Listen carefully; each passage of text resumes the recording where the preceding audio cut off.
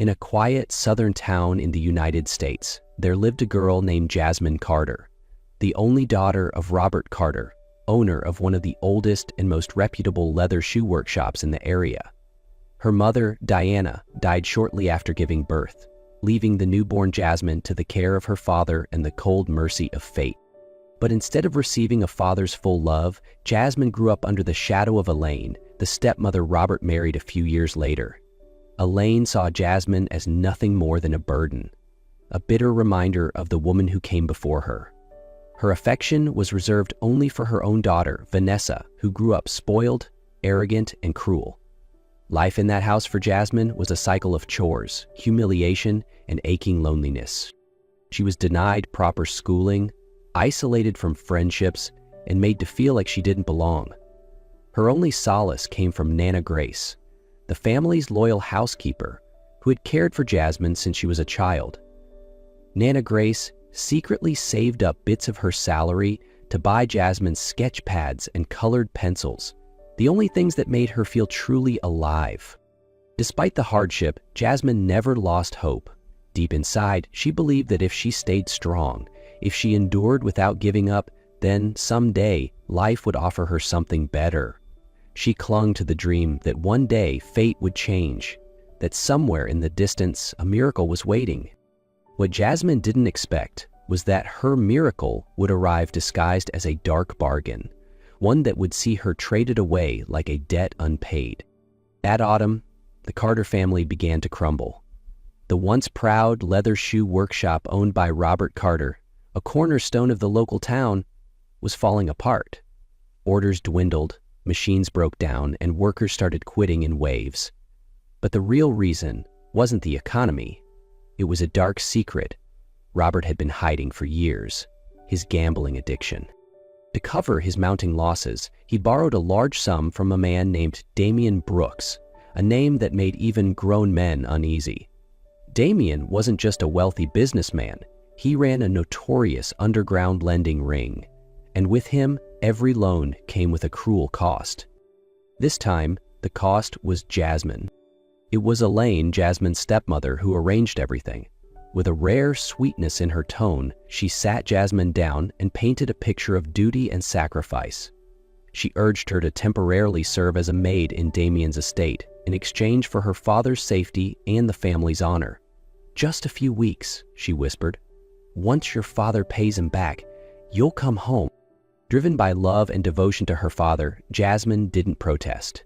Even though her gut told her something felt wrong, she nodded in quiet obedience. All she wanted was to save the workshop, her mother's legacy. But Jasmine had no idea that behind the towering gates of Damian's mansion, her life was about to be rewritten into a story with no escape. The black car pulled up in front of an old mansion nestled deep within vast open land, where the wind whispered through rows of trees like secrets in the dark. Jasmine Carter clenched her hands on her lap and swallowed hard as she gazed up at the towering iron gate, its cold metal curled with ornate vines. The driver turned to her. "They're waiting inside." She stepped out, her hands trembling. This place wasn't like anything she had ever known.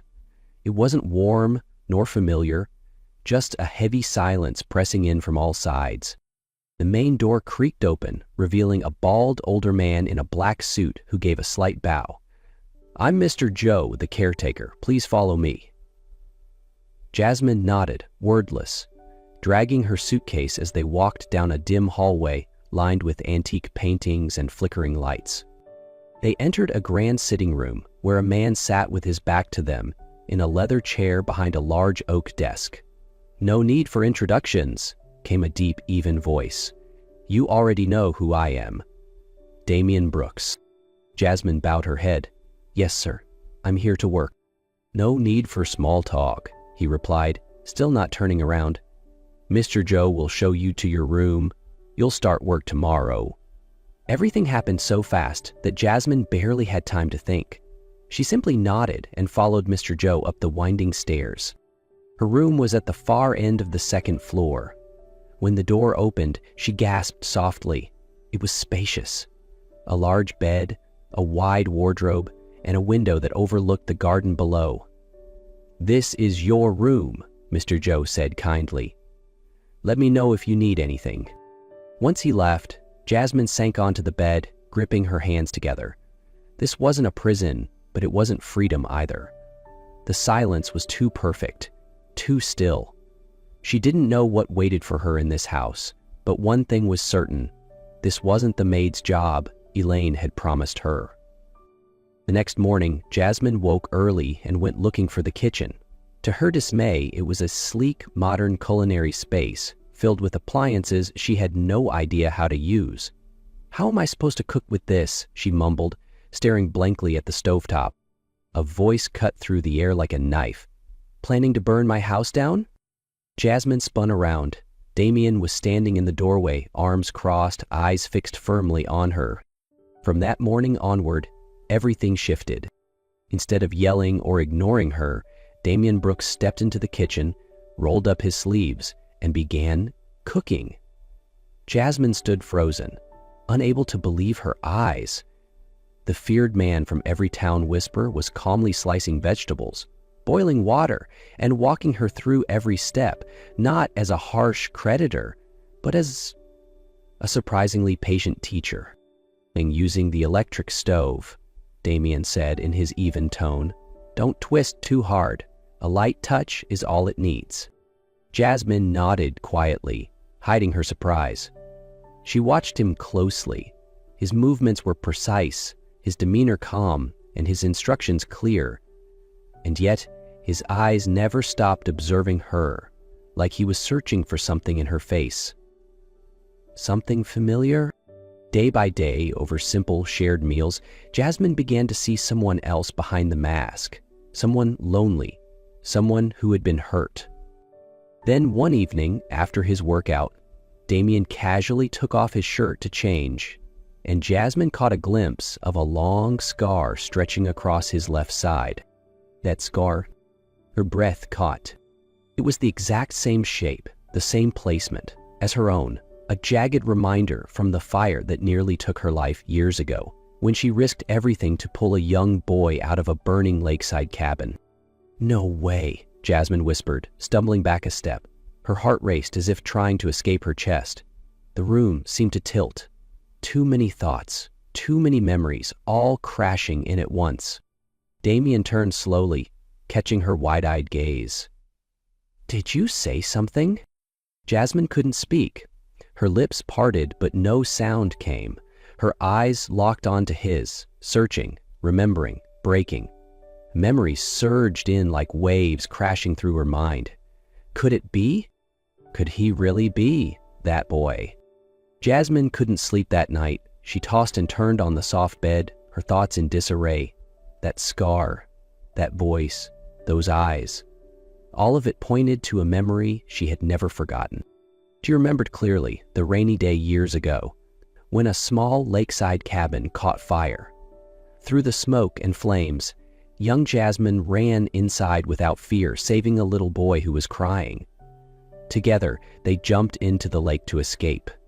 Before parting, she said, "Live well, and if we ever meet again, remember this word, Orion." The next morning, she couldn't hold it in anymore. She had to talk to Damien.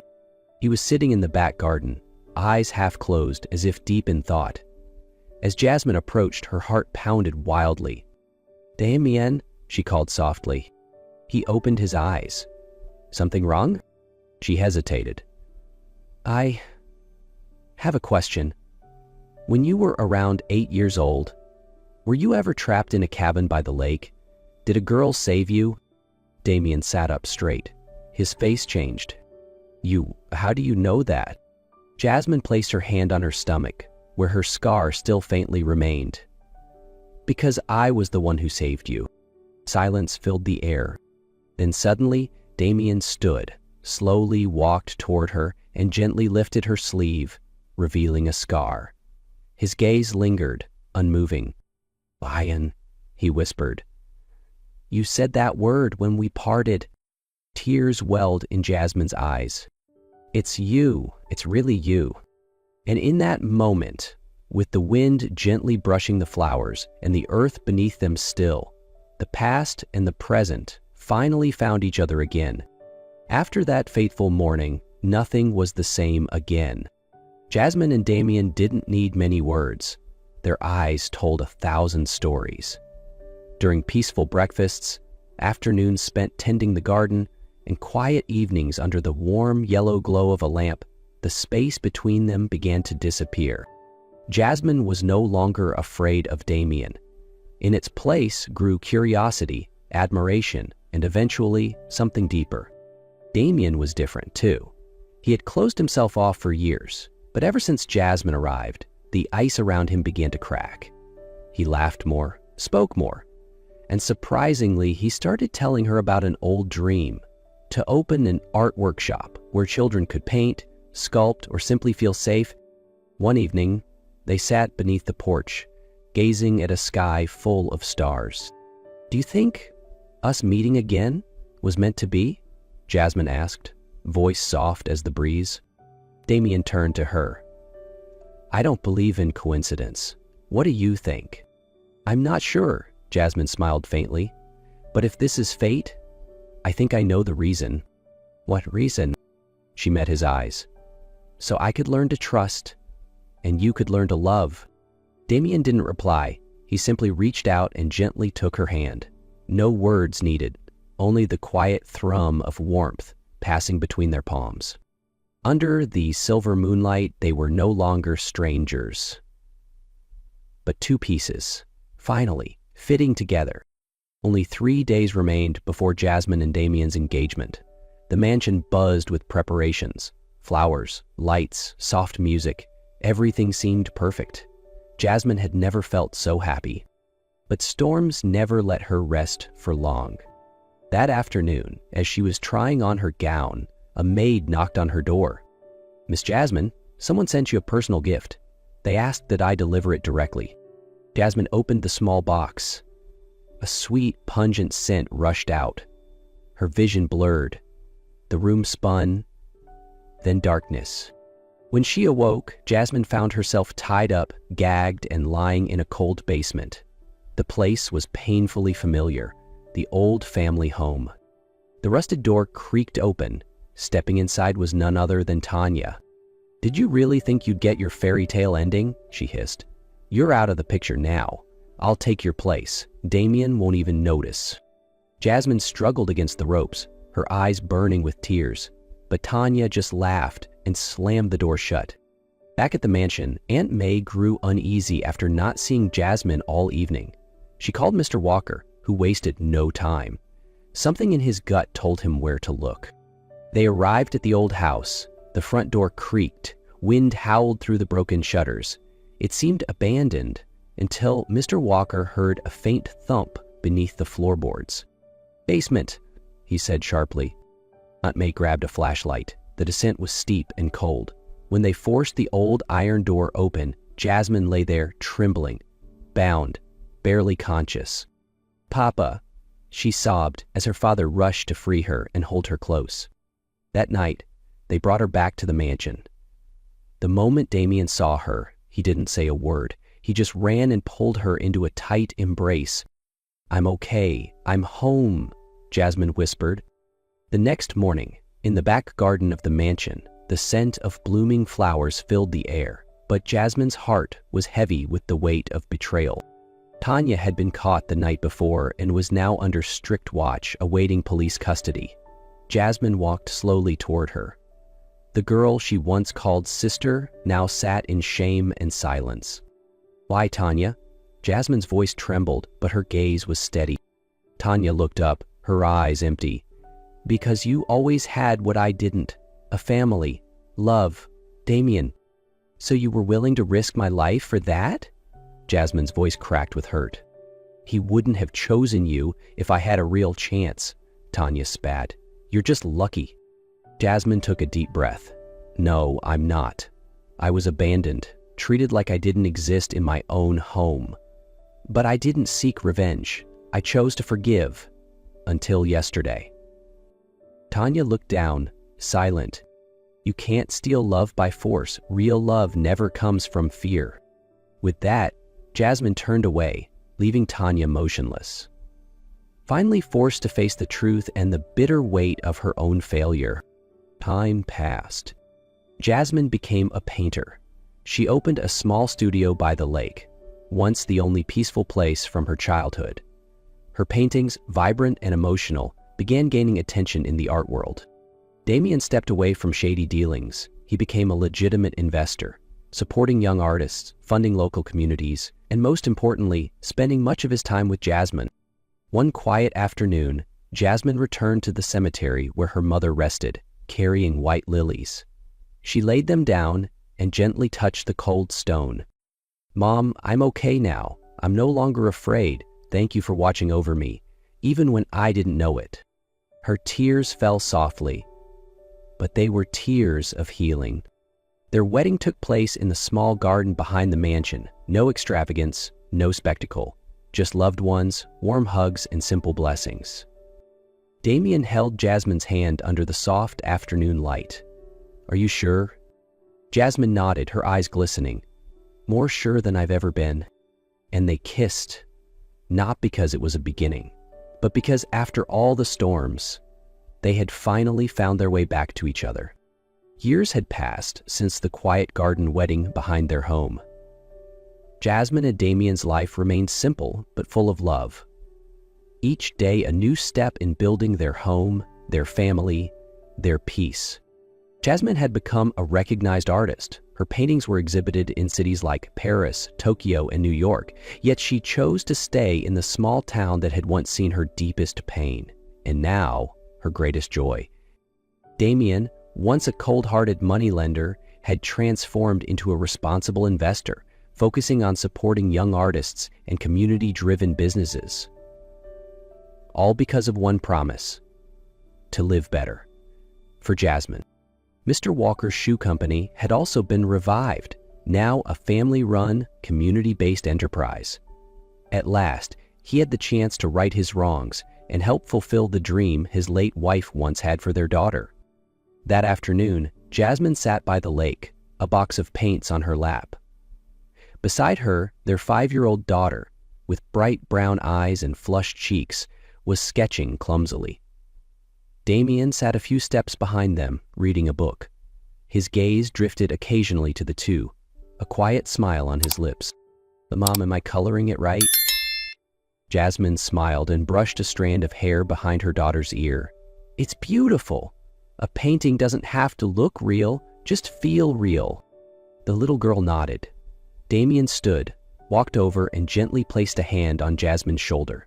He looked at their daughter, bright-eyed, fearless, and pressed a soft kiss to her forehead. Years ago, he had been a lost boy, broken and angry. Now, he was home. Jasmine looked out over the peaceful lake. This had once been the place she ran to escape the world. Now, it was where she built her world, with the ones she loved. Love never truly disappears. It only waits for the courage to believe in it again. And sometimes, family doesn't have to be perfect. Just being together is enough.